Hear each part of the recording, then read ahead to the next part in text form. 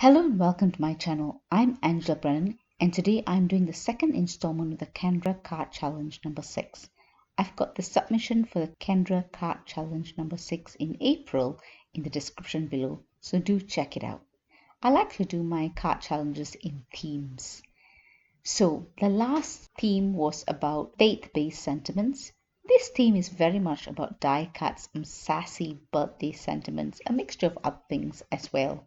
I hope to give these 15 cards or themed cards for each of my submissions as a gift to somebody. Now, when I was looking how to use my pattern paper, I came across the Kendra card challenge and I was thrilled because there's a lot of guidance with regards to the cutting guide for the 6x6 pattern paper that you choose, but it also lots of clear guide on card sketches for the 15 cards you can do, and I had a lot of fun putting them together using the sentiments, the die cards, the stamps that I had in my stash. It gives me a chance to look through everything I have and see how I can put them to best use. I hope you enjoyed the video. If you do, please consider subscribing, and when you do subscribe, please do press the notification bell so you're alerted when a new video is uploaded. In the meantime, I'm going to leave you with some music and I will explain intermittently where I have things to say.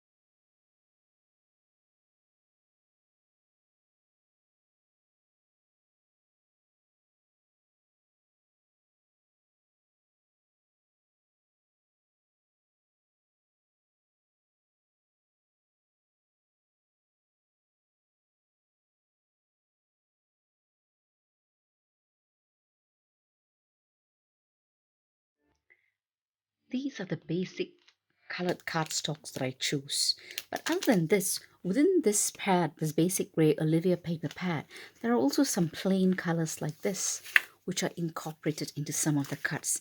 So for example, this pink complements the colors so beautifully, as well as this teal and this beautiful red. So these plain colors coordinate with the patterned paper so beautifully. So let me show you what I've done. I've also used, now I forgot about this paper. So there are some that I've already cut up some pieces per all these card sketches, but I might incorporate this because I really like this color. So we'll see how we get on. Let me show you what I've done with regards to the 15 card sketches. Here are my labeled plastic pouches. So I've got each of them.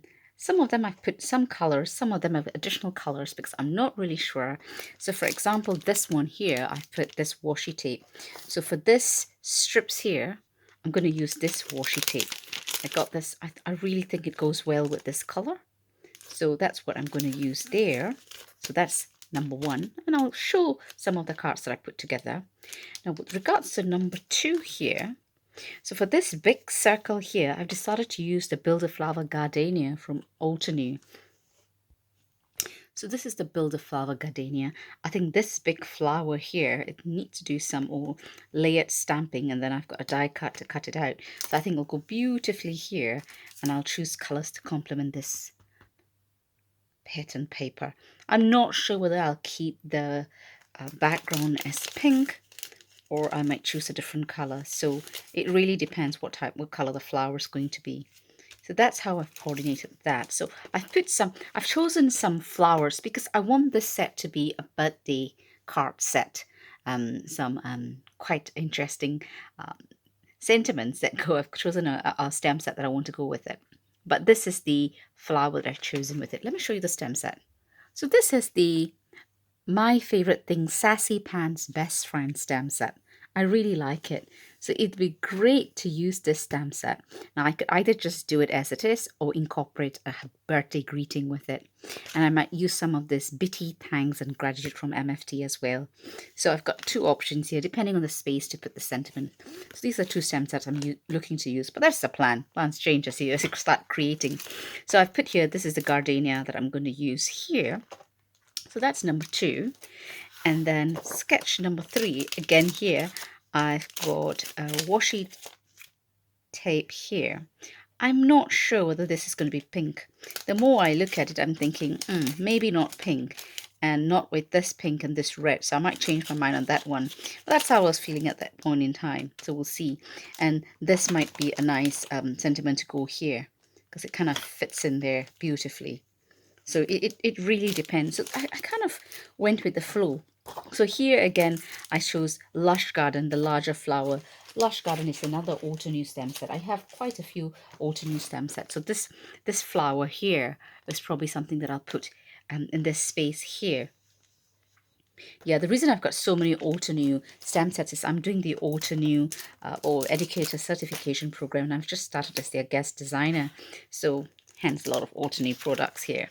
Now for number 5 here, these are the stamps I've chosen, the papers I've chosen. So I really like this green. I think it really complements, and I've cut some of these cards already. So this is going to be pretty straightforward for me, though I think this backing paper might change. I think these two don't really go, and I don't know. I was doing it quite late in the night while watching I don't know if you've seen this Netflix thing called The Cook of Castamar. So I was watching that while I was coordinating all of this. And this one here, yep, I'm using this and having a different base colored card. I've also got the white in here, so I wasn't sure whether I was going to use this base card or this. So I put both in here, so I'll see how it goes when I'm in the crafting on creating process. Now here for number 7, I've decided to go with a flower as well. So the Grateful Heart stamp set. So again, this is from an Auto New stamp set. There you go, this one. So it's a layering stamp set. So I've got this, and then I've got the stencil as well. I've got the stencil and the dies. So I don't know how I'm going to do that, but I'll figure it out. But I want the colors to coordinate with what is here. This flowers here, so I might use that. But because there's so much color, I might end up keeping it quite a neutral flower because I think that will look quite nice. So it really depends on how it goes. So for number 8 here, lots of colors. So I've given myself a few options here on the color strips here. I've got more than I need, but it really depends when I put them all together how it looks. So this one is going to be pretty standard for me. I think I like the colors I've chosen here. That's number 8. Then number 9 here, I've got a small set here. So I want to use the Rose Florist 3D die set, and I think I used it for the previous one as well. This is the one. So this is my previous submission. I really like this flower, and I think it looked really pretty on this one. I'll change up the colors clearly.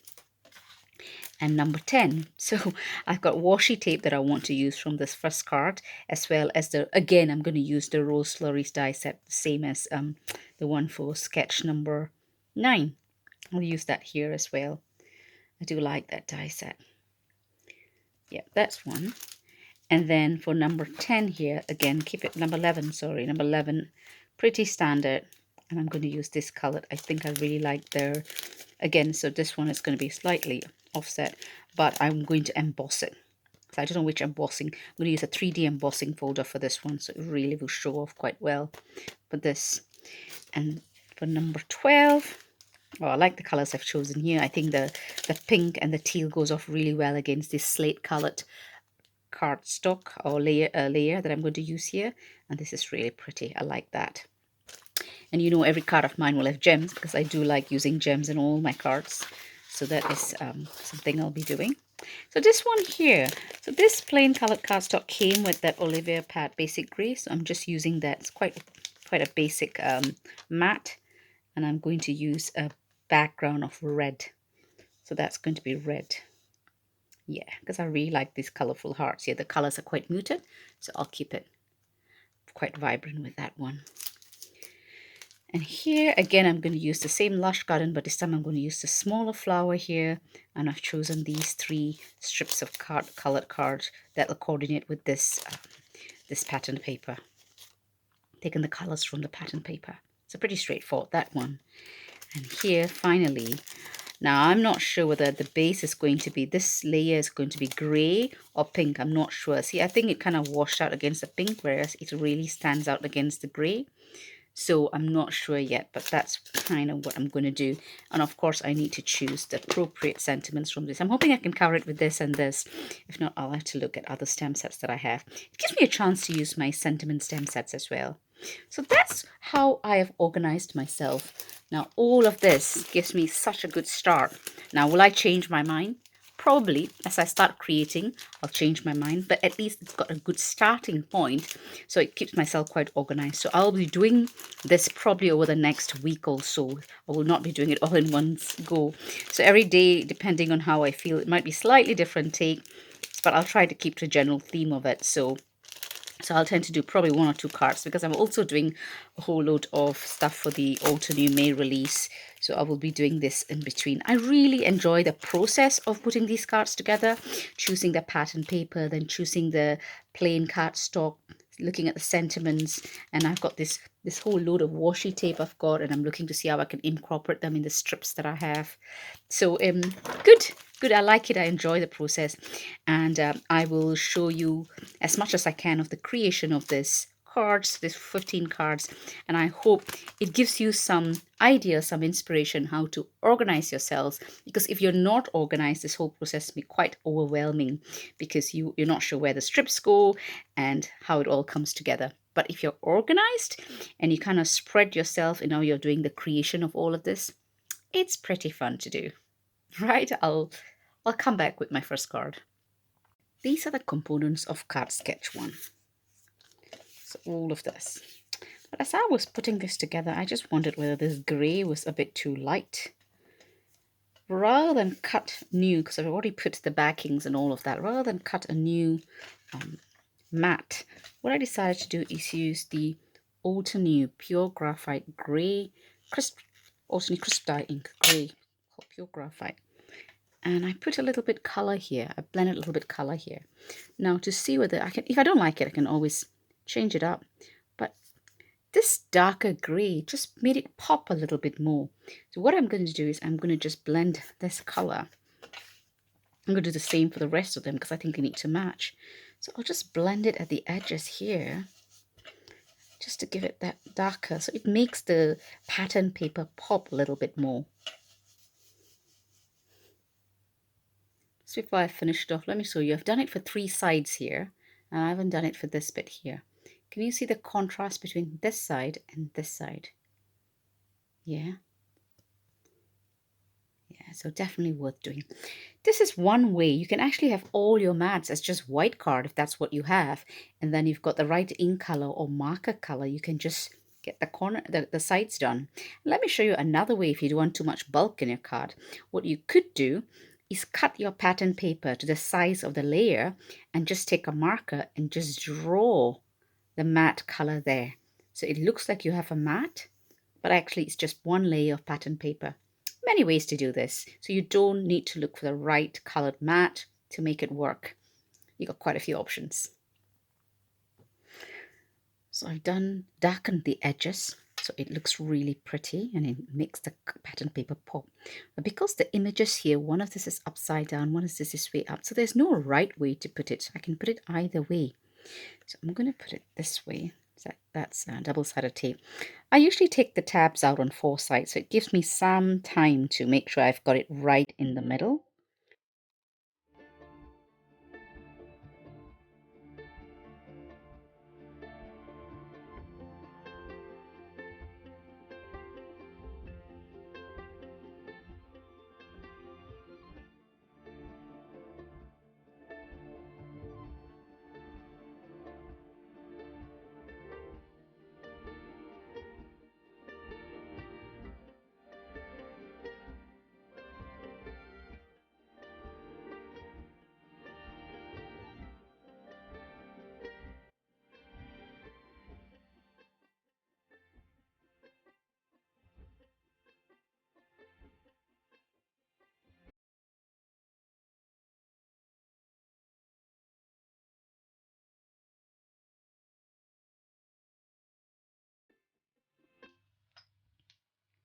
when I opened this, it didn't look really strong. The color didn't really stand out. So I wondered if I put it against a white card of sorts, would it be better?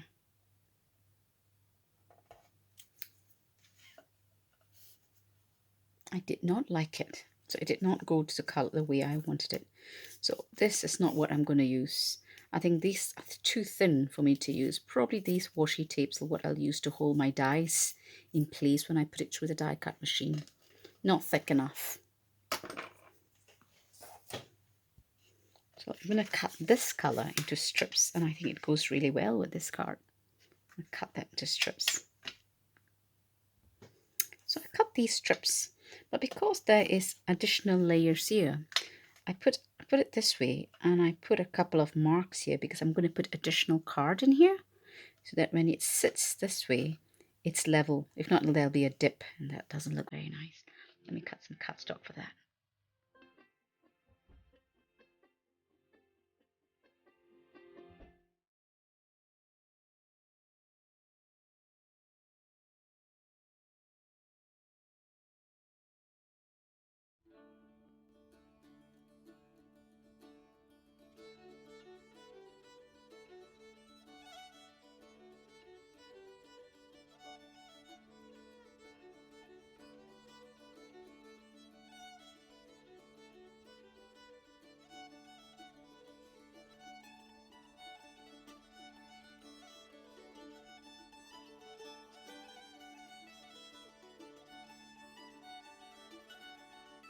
I'm using liquid glue so it gives me some wiggle room, but I'm also using a tea ruler so I can keep it quite straight.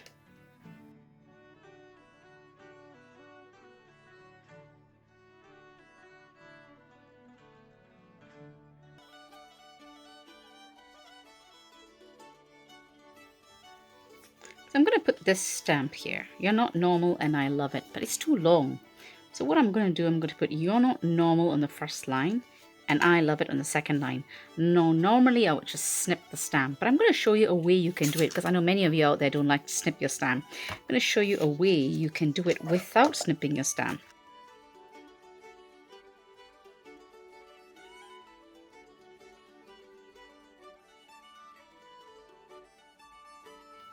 So my grid on the door will show me whether I have it straight or not. And sometimes when this is a bit small and I think this gets in the way, what I will do is I will take washi tape and just keep it in place there. It doesn't get in the way.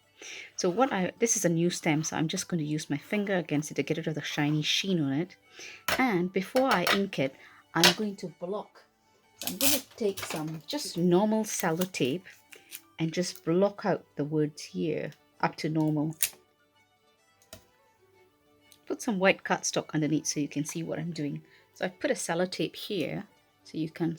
So I'm going to use the same ink, the pure graphite ink, which I used to ink blend on the corners of the sides of the mats. I've got the sellotape. I will not have got color, but remember to take your sellotape off before you do this.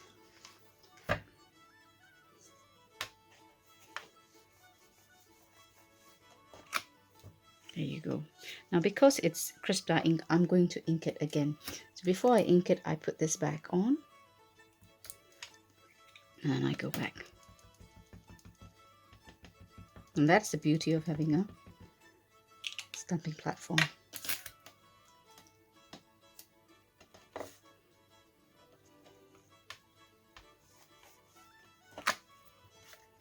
There we go. That's done. Now you need to wipe off your stamp. Make sure you wipe off your stamp properly.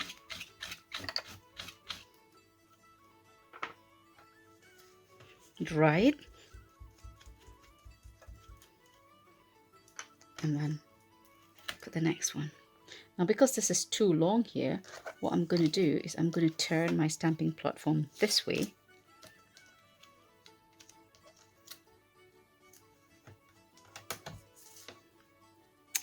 You're not normal and I love it.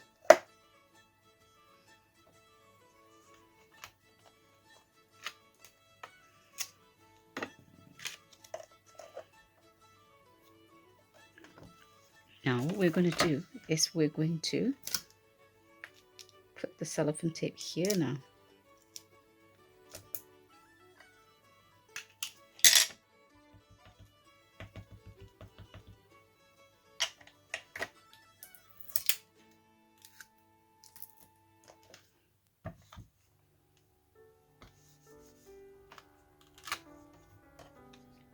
And again.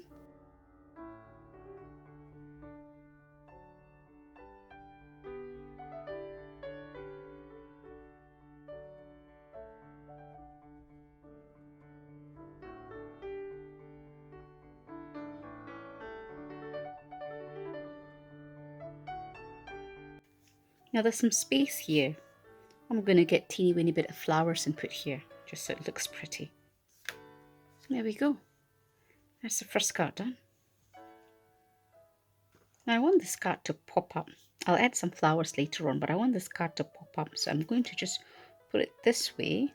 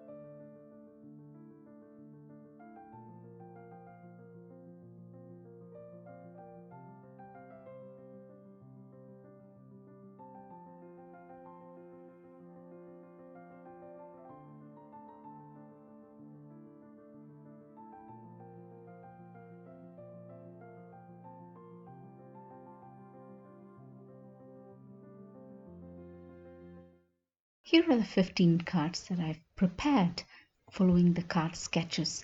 I put them into individual pouches with the patterned paper as well as the plain cardstock that will embellish the card and the sentiments. Some of them I put additional plain cardstock so I can decide when I put the card together.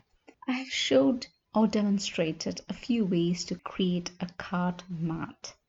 I hope you've enjoyed the video. If you did, please give it a thumbs up and consider subscribing. When you do subscribe, remember to press the notification bell so you're alerted when new videos uploaded. In the meantime, happy crafting and I'll catch you in the next video. Take care.